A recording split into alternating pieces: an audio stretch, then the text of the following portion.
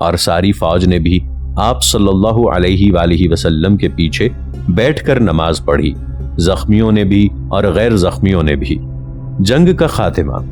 اس آخری مایوسانہ کوشش کی ناکامی سے جو ابو سفیان نے خود مسلمانوں پر ان کے جبل احد کی پہاڑیوں میں پناہ لینے کے بعد حملہ کرنے کے لیے کی،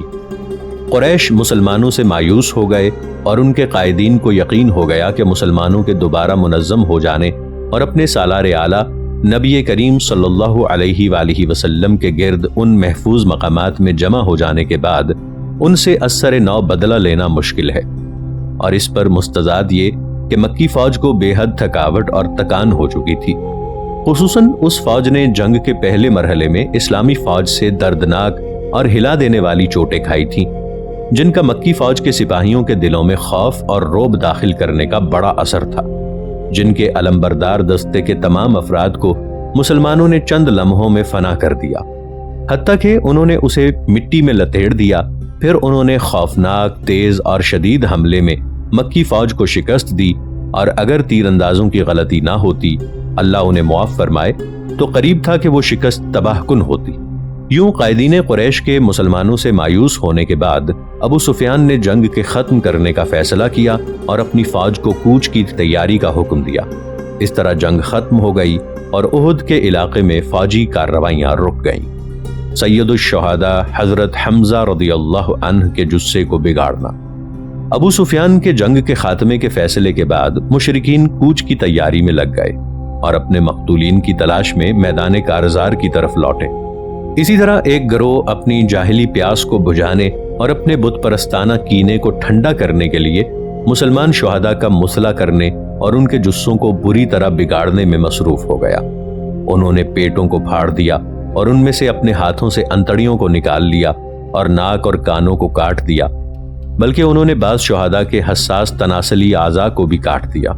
اور سید الشہداء حضرت حمزہ بن عبد المطلب رضی اللہ عنہ سب شہداء سے بڑھ کر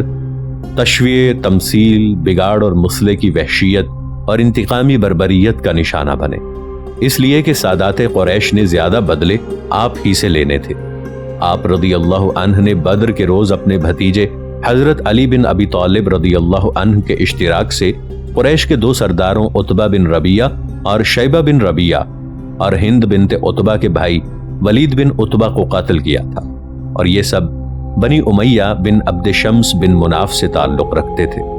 اسی لیے ہند بنت عتبہ سب لوگوں سے بڑھ کر حضرت حمزہ بن عبد المطلب سے غصہ رکھتی تھی، اور وہ اپنے خامند سالار عام ابو سفیان کے ساتھ قائدین مکہ کی عورتوں کے ساتھ فوج کو مسلمانوں سے جنگ کرنے پر ابھارنے کے لیے حاضر ہوئی تھی۔ اور اس مخالف عورت کو معلوم تھا کہ جبیر بن مطعم نے اپنے غلام وحشی سے وعدہ کیا ہے کہ اگر وہ حضرت حمزہ رضی اللہ عنہ کو قتل کر دے تو وہ آزاد ہوگا۔ بس جب کبھی یہ اس حبشی غلام کے پاس سے گزرتی تو اس کی حوصلہ افزائی کرتی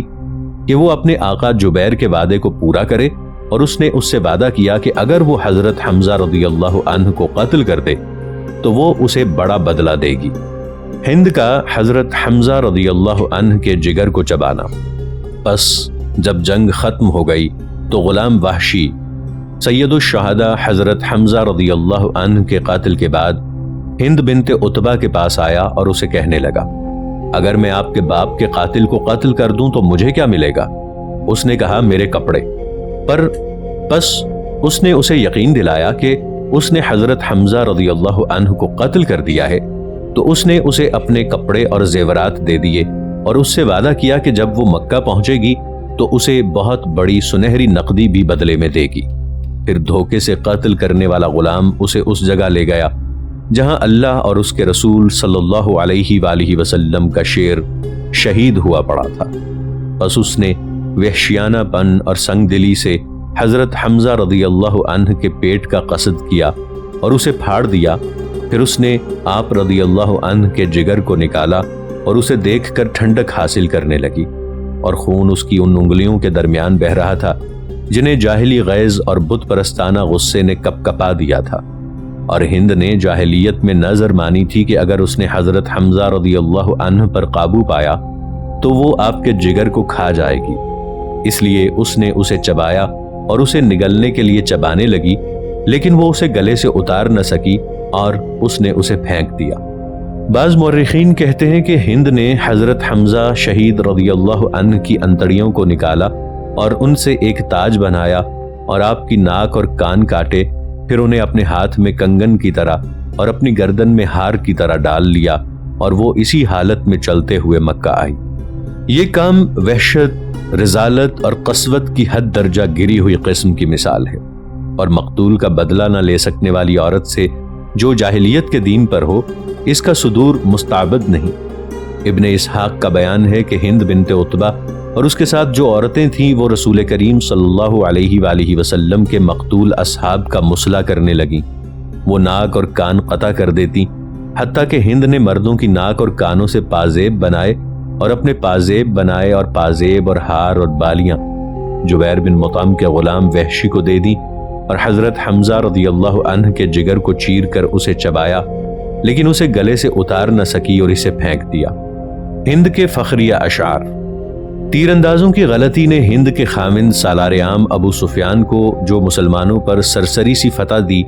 اس نے اسے اوچھا بنا دیا اور وہ ایک چٹان پر چڑھ گئی جو مسلمانوں کے قریب ہی تھی، اور بلند آواز سے اشعار میں ان کو مخاطب کرنے لگی۔ ہم نے بدر کی جنگ کا تمہیں بدلہ دیا ہے، اور جنگ کے بعد بھڑکنے والی جنگ ہوگی جسے عتبہ اور اپنے بھائی اور چچا اور اپنے پہلو لیے بیٹے یعنی حنظلہ بن ابو سفیان جسے مسلمانوں نے بدر میں قتل کیا تھا، اس کے بارے میں صبر نہ آتا تھا۔ میں نے اپنا دل ٹھنڈا کر لیا ہے اور اپنی نظر پوری کر دی ہے۔ وحشی نے میرے دل کی پیاس بجھا دی ہے۔ عمر بھر وحشی کا شکریہ ادا کرنا مجھ پر واجب ہے، حتیٰ کہ میری قبر میں میری ہڈیاں بوسیدہ ہو جائیں۔ عتبہ بن ربیعہ ہند کا والد ہے، جسے بدر کے روز حضرت حمزہ رضی اللہ عنہ نے مبارزت میں قتل کیا تھا۔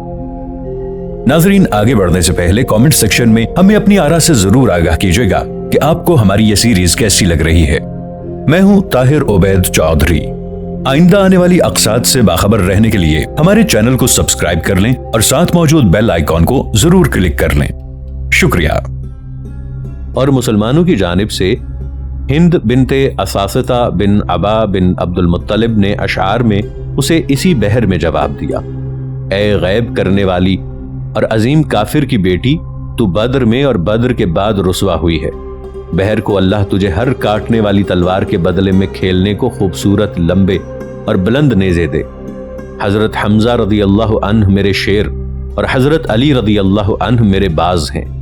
جب تیرے چچا شیبہ اور تیرے باپ نے مجھ سے خیانت کا ارادہ کیا تو اس کے سینے کے اطراف خون سے رنگین ہو گئے،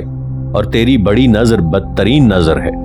یہ ہند بنت اساسہ بن عباد بن عبد المطلب بن عبد مناف ہیں، جو مشہور قرشی شاعرہ ہیں۔ اس نے جاہلیت میں شہرت پائی اور غزوہ بدر کے روز مسلمان ہو گئی، اور جنگ خیبر میں اس کے واقعات ہیں۔ انہوں نے حضرت جندب رضی اللہ عنہ سے نکاح کیا اور آپ رضی اللہ عنہ سے ایک بیٹی ریتا کو جنم دیا۔ یہ ہند رضی اللہ عنہ اس مستح کی بہن ہیں جن کا ذکر حدیث افک میں آیا ہے۔ انہوں نے 10 ہجری میں وفات پائی رضی اللہ عنہ۔ اسی دوران میں کہ مشرکین کے بعض آدمی شہداء کا مصلح کر رہے تھے، سالار عام ابو سفیان مکی فوج کے بڑے بڑے قائدین کے ساتھ فریقین کے مقتولین کی تعداد معلوم کرنے اور ان کو پہچاننے کے لیے میدان کارزار میں گھوم رہا تھا۔ گشت کے دوران اچانک وہ سید الشہداء حضرت حمزہ بن عبد المطلب رضی اللہ عنہ کے جثے کے پاس سے گزرا، اور ابو سفیان بھی اپنی بیوی کی طرح آپ رضی اللہ عنہ سے کینہ رکھتا تھا۔ اس نے نیزے کے پچھلے سرے کے لوہے کو آپ کی باچھ میں رکھا اور آپ کو مارنے لگا، اور وہ کہہ رہا تھا: نافرمان مزہ چک۔ مقتولین کا مصلح کرنا اور دشمنوں کے جثوں کو بگاڑنا جاہلیت میں بھی ایسا کام تھا جسے عرب حقیر اور برا جانتے تھے۔ اس لیے جب سید الاحابیش الحلیس بن زبان بن عبد مناد نے ابو سفیان کو حضرت حمزہ رضی اللہ عنہ کی باچھ میں نیزے کے پچھلے حصے کے لوہے کو رکھے دیکھا تو اس کے فعل کو ناپسند کیا اور غصے سے کہا: اے بنی کنانا، یہ قریش کا سردار یعنی ابو سفیان جو کچھ اپنے امزاد سے کر رہا ہے وہ تم دیکھ رہے ہو۔ وہ تو مردہ ہے جو بدلہ لینے کی طاقت نہیں رکھتا۔ بس ابو سفیان شرمندہ ہو گیا اور احابیش کے لیڈر سے کہنے لگا: تجھ پر ہلاکت ہو، اسے مجھ سے چھپاؤ، بلا شبہ یہ ایک لغزش ہے۔ الحلیس بن زبان الحارثی اس کے مسلمان ہونے کی اطلاع نہیں ہے، اور الحلیس وہ ہے جس کے بارے میں حضرت نبی کریم صلی اللہ علیہ وآلہ وسلم نے حدیبیہ کے روز جب اسے دیکھا تو فرمایا یہ ان لوگوں میں سے ہے جو قربانی کے اونٹوں کی تعظیم کرتے ہیں۔ ابو سفیان حضرت حمزہ رضی اللہ عنہ سے عبد مناف میں جا ملتا ہے جو بنی امیہ اور بنی ہاشم کا جد ہے۔ مشرکین نے مسلمان شہداء کے جثوں کے مسلے سے اپنی پیاس بجھانے اور مقتولین سے فریقین کے نقصان کا اندازہ لگانے کے بعد واپس جانے کا فیصلہ کیا۔ پس سالار ابو سفیان نے فوج کو اس کا حکم دیا اور وہ تیار ہو گئی، اور وہ سفیان مکی فوج کے ساتھ احد سے واپس جانے سے قبل ایک پہاڑی پر چڑھا جو مسلمانوں کے قریب ہی تھی، اور اس پر کھڑا ہو کر تاکہ مسلمانوں پر فخر کرے اور مارکے میں جو انہیں نقصان پہنچا ہے اس پر ان کے سامنے اپنی خوشی کا اظہار کرے۔ اور اس نے پہاڑ پر جاہلی فخر میں اپنے آپ کو مخاطب کرتے ہوئے بلند آواز میں کہا تو نے بہت اچھا کیا ہے۔ پھر مسلمانوں کو مخاطب کر کے کہنے لگا جنگ کا پانسا پلٹتا رہتا ہے، دن کے بدلے دن، ایک دن ہمیں شکست ہوتی ہے، ایک دن ہمیں فتح ہوتی ہے، اور ایک دن ہانکنے کا اور ایک دن کرگس کا۔ پھر کہنے لگا حبل کی شان بلند ہو، اور حبل قریش کا سب سے بڑا بت تھا۔ جب ابو سفیان نے یہ بات کہی تو حضرت نبی کریم صلی اللہ علیہ وآلہ وسلم نے حضرت عمر رضی اللہ عنہ کو جواب دینے کا حکم دیا۔ آپ صلی اللہ علیہ وآلہ وسلم نے فرمایا اے عمر کھڑے ہو کر اسے جواب دیجئے اور کہیے اللہ اعلیٰ و اجل لا سوا، ہمارے مقتولین جنت میں اور تمہارے مقتولین دوزخ میں ہیں۔ جب حضرت ابن الخطاب رضی اللہ عنہ نے اسے یوں جواب دیا تو ابو سفیان کہنے لگا العزى لنا ولا عزى لكم، ہمارے لیے عزا ہے اور تمہارے لیے کوئی عزا نہیں۔ مسلمانوں نے اسے حضرت نبی کریم صلی اللہ علیہ وآلہ وسلم کے حکم کے مطابق جواب دیا اللہ مولانا ولا مولا لكم، یعنی ہمارا اللہ مددگار اور دوست ہے اور تمہارا کوئی دوست نہیں۔ ابو سفیان کو حقیقتاً رسول کریم صلی اللہ علیہ وآلہ وسلم کے ٹھکانے کا علم نہ تھا۔ ابو سفیان کو جنگ کے خاتمے تک شکست کے بعد حضرت نبی کریم صلی اللہ علیہ وآلہ وسلم اور آپ کے جنگی بورڈ کے بڑے بڑے اراکین کے ٹھکانے کے متعلق مکمل علم نہ تھا، اور وہ حضرت نبی کریم صلی اللہ علیہ وآلہ وسلم کے قتل کی خبر کے متعلق جسے ابن قمہ نے مکی فوج کے درمیان مشہور کر دیا تھا شک میں مبتلا تھا۔ اس لیے جب اس نے واپسی سے تھوڑا عرصہ قبل پہاڑ سے جھانکا تو اس نے مسلمانوں کو اپنی بلند آواز سے تاکہ حقیقت کا یقین حاصل کرے پکارا کیا تم میں محمد صلی اللہ علیہ وآلہ وسلم موجود ہیں؟ مگر انہوں نے اسے جواب نہ دیا تو اس نے پکارا کیا تم میں ابن ابی قحافہ یعنی حضرت ابو بکر صدیق رضی اللہ عنہ موجود ہیں؟ انہوں نے اسے کوئی جواب نہ دیا تو اس نے پکارا کیا تم میں عمر ابن الخطاب رضی اللہ عنہ موجود ہیں؟ تو انہوں نے اسے جواب نہ دیا، اور اس نے صرف ان تین آدمیوں کے متعلق ہی دریافت کیا کیونکہ اسے اور اس کی قوم کو اس کا علم تھا کہ اسلام کا قیام انہی کی وجہ سے ہے۔ اور جب اس کی نداؤں کا کسی نے جواب نہ دیا تو اس نے اپنی فوج کے مشرک قائدین کی طرف التفات کیا جو اسے گھیرے ہوئے تھے، اور انہیں حضرت نبی کریم صلی اللہ علیہ وآلہ وسلم اور آپ صلی اللہ علیہ وآلہ وسلم کے صاحبین کے قتل کے متعلق یقین دلاتے ہوئے تکبر سے کہنے لگا ارے ان کے متعلق تم نے اسے کفایت کر دی ہے۔ ابو سفیان اور ابن الخطاب رضی اللہ عنہ کا مقابلہ، لیکن حضرت عمر ابن الخطاب رضی اللہ عنہ ابو سفیان کی بات کے سنتے ہی اپنے آپ پر قابو نہ رکھ سکے اور کہنے لگے اے دشمن خدا، جن لوگوں کا تو نے ذکر کیا ہے وہ زندہ ہیں، اور اللہ تعالیٰ نے اس چیز کو تیرے لیے باقی رکھا ہے جو تجھے دکھ دیتی رہے گی۔ پس جب ابو سفیان نے حضرت عمر رضی اللہ عنہ کی آواز سنی تو اس نے آپ سے مقابلہ کرنا چاہا اور کہنے لگا اے عمر میری طرف آؤ۔ اور جب رسول کریم صلی اللہ علیہ وآلہ وسلم کو علم ہوا کہ ابو سفیان حضرت عمر رضی اللہ عنہ کا مقابلہ کرنا چاہتا ہے تو آپ صلی اللہ علیہ وآلہ وسلم نے حضرت عمر رضی اللہ عنہ سے فرمایا اس کے پاس جاؤ اور اس کا حال دیکھو۔ پس حضرت عمر رضی اللہ عنہ باوجود کہ ان کے درمیان جنگی حالت قائم تھی اس کے پاس گئے، اور جب دونوں ایک دوسرے سے ملے تو ابو سفیان نے کہا اے عمر، میں آپ کو اللہ کا واسطہ دیکھ کر پوچھتا ہوں، کیا ہم نے محمد صلی اللہ علیہ وآلہ وسلم کو قتل کر دیا ہے؟ حضرت عمر رضی اللہ عنہ نے کہا قسم بخدا نہیں، اور وہ اس وقت بھی تمہاری باتیں سن رہے ہیں۔ ابو سفیان نے کہا اے عمر، آپ میرے نزدیک ابن قمہ سے زیادہ راست باز ہیں، اور ابن قمہ نے ہی مشرکین کو یہ تصور دیا تھا کہ اس نے حضرت نبی کریم صلی اللہ علیہ وآلہ وسلم کو قتل کر دیا ہے، اور یہ واقعہ یوں ہے کہ اس نے حضرت مصعب بن عمیر رضی اللہ عنہ کو قتل کیا، اور آپ خاص طور پر جب ہتھیار لگاتے تو رسول کریم صلی اللہ علیہ وآلہ وسلم کے مشابہ ہوتے۔ ابو سفیان کا مسئلے سے متعلق مسلمانوں سے معذرت کرنا۔ بعض مشرکین نے مسلمانوں کے شہداء کے جثوں کا جو نشویہ و تمثیل یعنی بگاڑ اور مسئلہ کیا تھا، اس کے معلوم ہونے پر ابو سفیان نے ایک ذمہ دار سالار کی طرح مسلمانوں سے معذرت کی، اور اس نے پہاڑ کی چوٹی سے اپنی یہ معذرت ان تک پہنچائی۔ اس نے کہا تم اپنے مقتولین میں مسلح کیے ہوئے مقتول بھی پاؤ گے، میں نے اس کا حکم نہیں دیا اور نہ اس نے مجھے خوش کیا ہے۔ اور جب ابو سفیان نے اپنی فوج کے ساتھ واپسی کا ارادہ کیا تو اس نے بدر کی مٹ بھیڑ میں مسلمانوں سے وعدہ کیا تھا کہ اگلے سال ملاقات ہوگی، یعنی اس سال جس میں احد کا معرکہ ہوا، اور مسلمانوں نے اس سے اس بات پر اتفاق کیا، اور یہ وعدہ آخری بات تھی جو ابو سفیان نے معرکہ احد کے بعد پہاڑ کی چوٹی سے مسلمانوں تک پہنچائی۔ مکی فوج کی ریٹائرمنٹ۔ ابن اسحاق کا بیان ہے کہ جب ابو سفیان واپس لوٹا تو اس نے آواز دی کہ تمہارے بدر کی وعدہ گاہ آئندہ سال ہوگی۔ رسول کریم صلی اللہ علیہ وآلہ وسلم نے اپنے ایک صحابی سے فرمایا کہو ہاں، وہ ہمارے اور تمہارے درمیان وعدہ گاہ ہے۔ اور اس ملاقات کے بعد ابو سفیان پہاڑ سے نیچے اتر گیا اور اپنی فوج کے ساتھ مکہ واپس چلا گیا، اور اس طرح احد کے خوفناک اور خونریز معرکے کی، جس میں اللہ تعالیٰ نے مسلمانوں کی آزمائش کی، آخری فصل ختم ہو گئی، اور اس کے شدائد و مصائب نے طیب اور خبیث میں امتیاز کر دیا۔ اللہ مومنین کو اس حالت میں چھوڑنے کا نہیں جس میں تم ہو، حتیٰ کہ وہ خبیث کو طیب سے الگ کر دے۔ دشمن کی حرکات کی نگرانی۔ منطقہ احد سے مکی فوج کے مارچ کرنے اور ریٹائرمنٹ کرنے کے بعد رسول اللہ صلی اللہ علیہ وآلہ وسلم نے حضرت علی بن ابی طالب رضی اللہ عنہ کو بلایا کہ وہ معلومات حاصل کرنے کی کارروائی کریں، اور آپ صلی اللہ علیہ وآلہ وسلم نے انہیں مکی فوج کے پیچھے جانے اور اس کی حرکات کی نگرانی کرنے کا حکم دیا، نیز یہ کہ وہ کہاں جاتی ہے، کیا وہ مدینہ جو میدان کارزار سے 2 میل سے زیادہ فاصلے پر نہ تھا، اس کی طرف اس پر اچانک حملہ کرنے کو جاتی ہے، یا مکہ کی طرف جاتی ہے۔